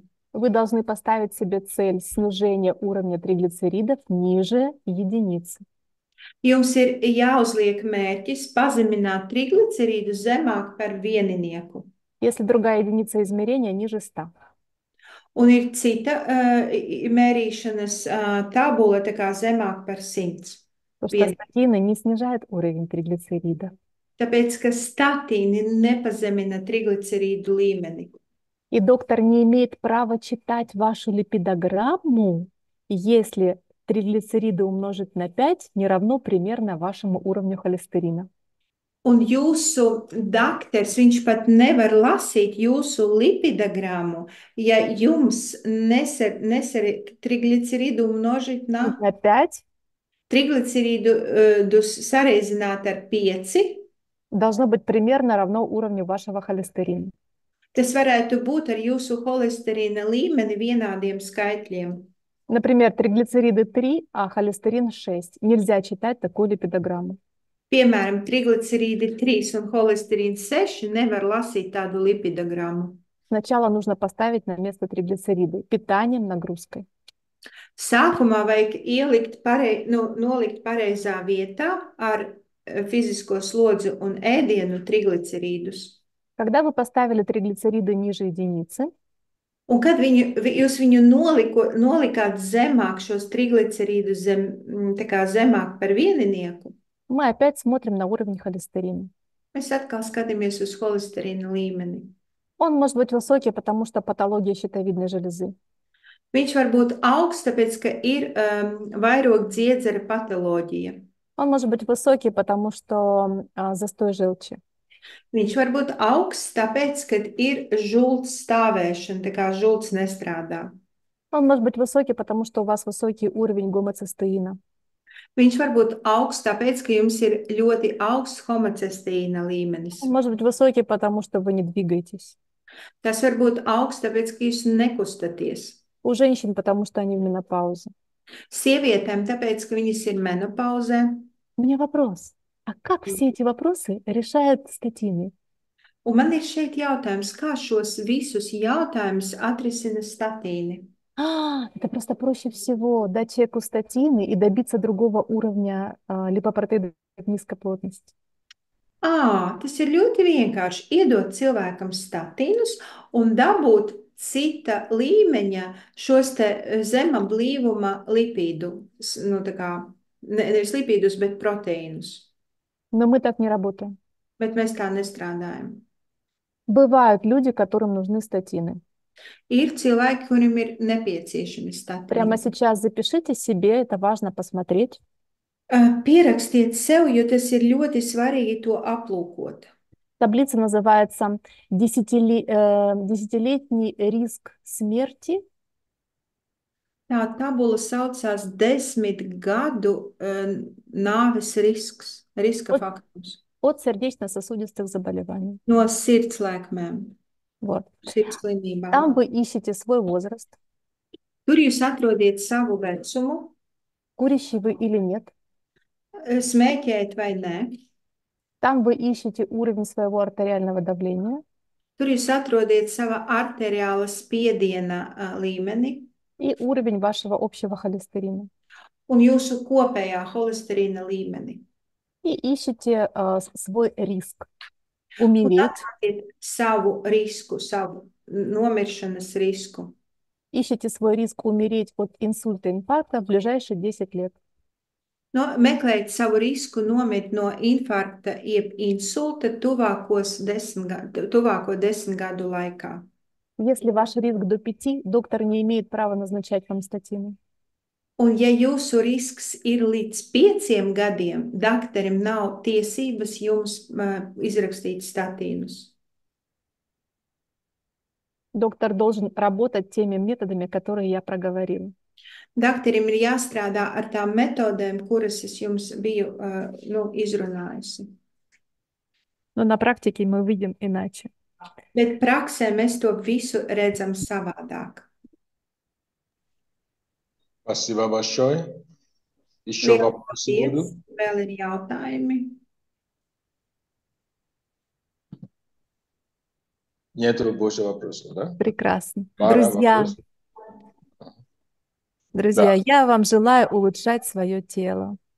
Draugi, es jums novēlu savu ķermeni, uzlabot savu ķermeni. Потому что это сосуд вашей души. Tāpēc, ka tas ir jūsu dvēseles trauks. Потому что это ваш позитивный или негативный пример вашим детям и внукам. Tāpēc, ka tas jūsu vai nu pozitīvais vai negatīvais piemērs jūsu bērniem, jūsu mazbērniem. И потому что, может быть, следующей жизни не будет. Un varbūt tāpēc, ka citas dzīves vairs nebūs. Спасибо большое. Это действительно очень стратегичный. И я верю, что это принесет свой плод в жизни всех, кто слушает. Спасибо. Счастливо. Давайте все скажем спасибо, Елена, Ольга, спасибо за перевод.